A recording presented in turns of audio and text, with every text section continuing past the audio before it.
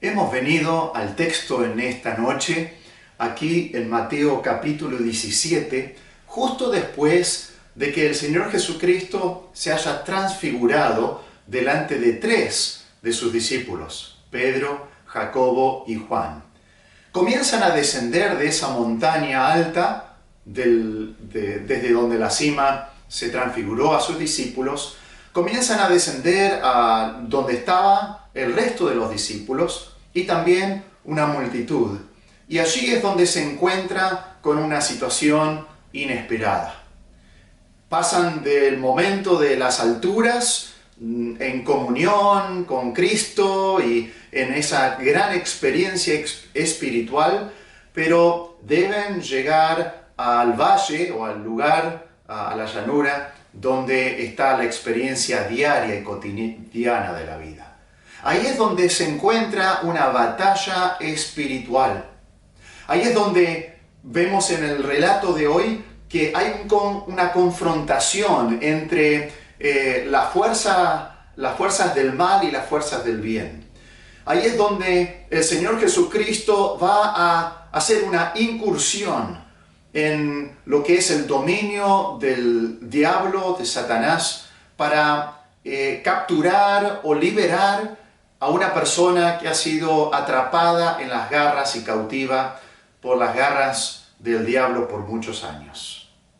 Y esto ilustra nuestra vida espiritual también, donde como cristianos estamos haciendo incursiones en territorio enemigo para liberar a aquellas almas que han sido capturadas por el diablo por tanto tiempo, para darles la esperanza de vida eterna. Pero también ilustra la vida cristiana diaria, la lucha espiritual que cada uno de nosotros sostenemos contra el mal y contra el maligno. Y vamos a ver algunas enseñanzas espirituales aquí en este pasaje que nos ayudan, que te van a ayudar a vos y que me van a ayudar a mí para poder batallar esta lucha cristiana que tenemos. Y en el pasaje acá que tenemos, ya lo hemos leído del Evangelio según San Marcos, que tiene más detalles. Marcos nos presenta como el doble de detalles en el relato del que hace Mateo. Eso es inusual para Marcos. Marcos usualmente resume, pero en esta oportunidad Marcos da muchos detalles que ya habíamos leído, pero vamos a concentrarnos en el estudio de Mateo, porque eso es lo que venimos estudiando, capítulo 17, de los versículos 14 al 20 o al 21. Mateo 17, 14 al 21. Vamos a ir leyendo un versículo a la vez a medida que lo vamos estudiando, porque ya hemos leído el pasaje en Marcos de una manera general. Pero en este pasaje vemos en primer lugar al liberar a los cautivos de las garras de Satanás, vemos en primer lugar la miseria del muchacho, la miseria de este hijo único que estaba atrapado en las garras de Satanás. Lo vemos en los versículos 14 y 15, dice: cuando llegaron al gentío, vino a él un hombre que se arrodilló delante de él diciendo: Señor, ten misericordia de mi hijo, que es lunático y padece muchísimo, porque muchas veces cae en el fuego y muchas en el agua. Vemos aquí en primer lugar el problema de este muchacho. Él sufría de epilepsia. Eso es lo que significa la palabra lunático. Lunático en el griego significa trastornado.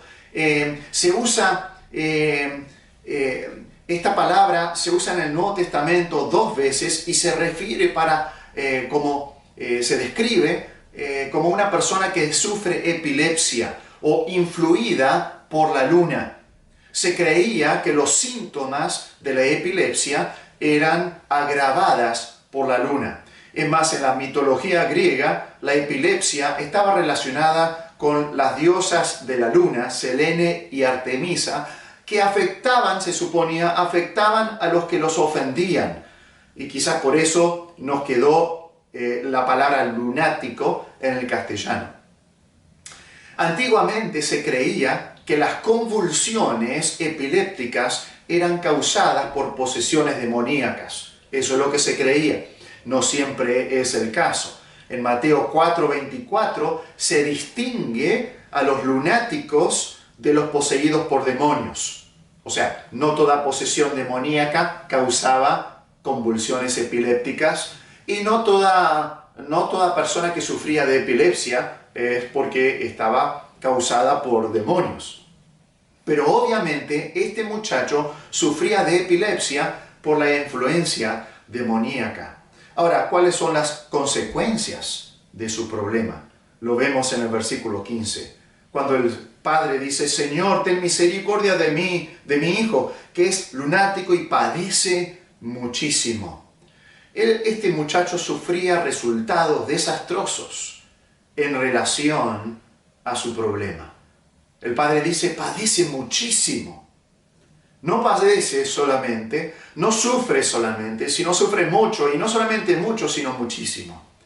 Constantemente la vida de este muchacho estaba al borde de la muerte. ¿Por qué dice? Que muchas veces caía en el fuego. Y al caer en el fuego podía quemarse. Quizás el muchacho andaba caminando alrededor de alguna fogata, o quizás cerca de un horno, y cuando le venía este ataque de epilepsia o estas convulsiones, él podía y caía muy a menudo sobre ese fuego y comenzaba a quemarse. Y si no era rescatado de ese fuego, él podía perder algún miembro, que podía hasta perder la vida. Pero no solamente el fuego era un peligro, sino también el agua. Dice, y muchas en el agua. A veces quizás este muchacho frecuentaba un río, algún arroyo, alguna fuente, algún estanque, algún aljibe, y le agarraba una convulsión y caía dentro del agua, y si no era rescatado podía morir ahogado. Este padre sufría mucho por el muchacho. Este muchacho estaba al borde de la muerte en muchas instancias. Y la descripción del padre indica que su hijo había experimentado accidentes casi mortales en muchas ocasiones y de muchas maneras. Este padre estaba desesperado. Este hijo tenía graves problemas. Las consecuencias de su problema eran unas consecuencias bastante físicas y también mortales o casi mortales. Pero nosotros también sufrimos consecuencias por el pecado. El pecado que nos ata y nos trae sufrimientos. Muchas veces hay personas que sufren soledad por consecuencia de su pecado. Quizás por decisiones que han tomado o por envidia, por egocentrismo. Algunas veces, quizás por amargura, se alejan de la sociedad y sufren soledad. Algunas personas también sufren familias rotas por decisiones malas y equivocadas, por ataques de ira, por celos, por envidia, por abuso. Y esas consecuencias por esos pecados que uno ha cometido, uno sufre las consecuencias. También hay consecuencias de salud.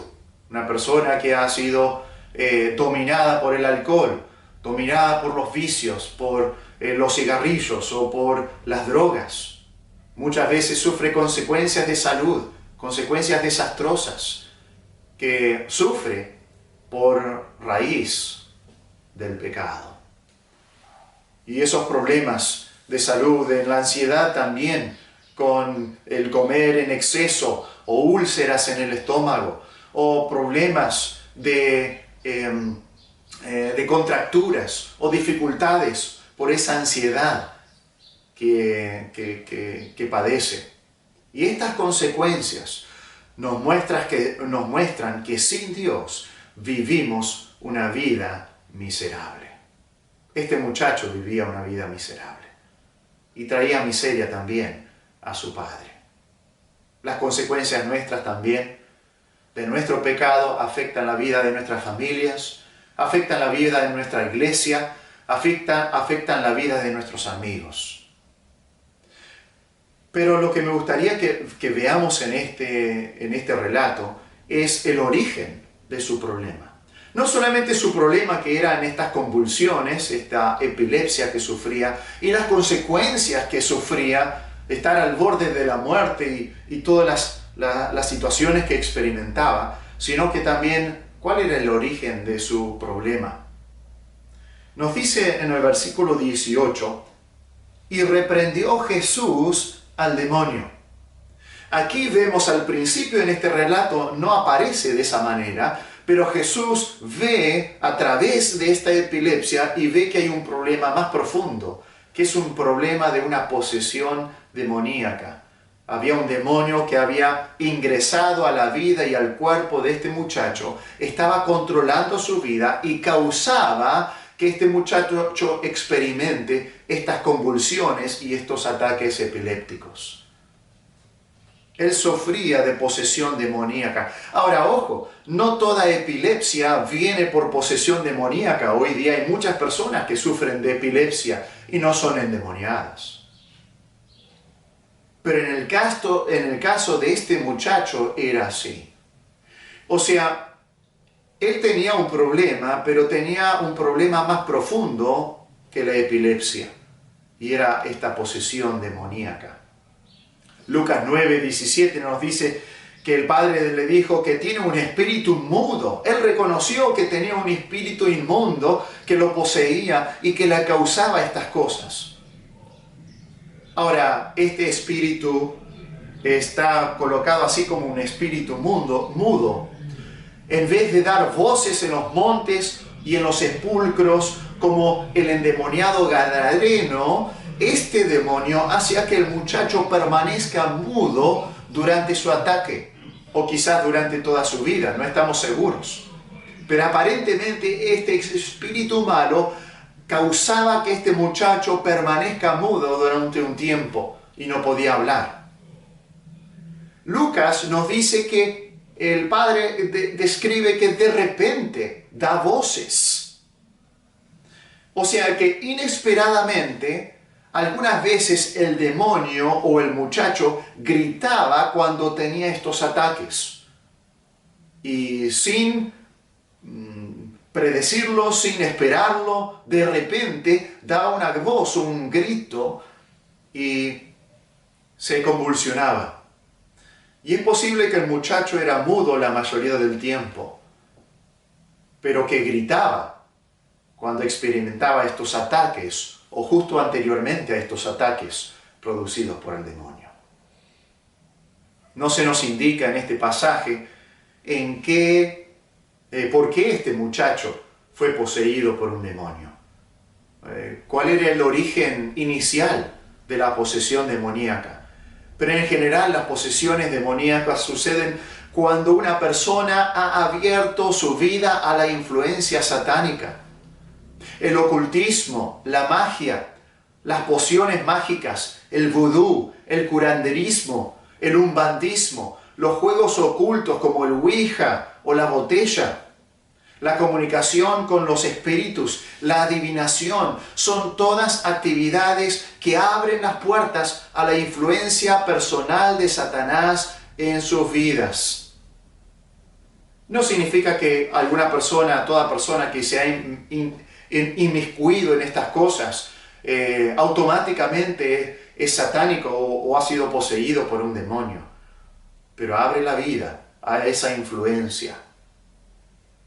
Y muchas veces la posesión demoníaca puede ser rastreada en su origen a alguna de estas actividades ocultas. Y pueden causar posesión demoníaca y deben ser rechazadas y deben ser evitadas.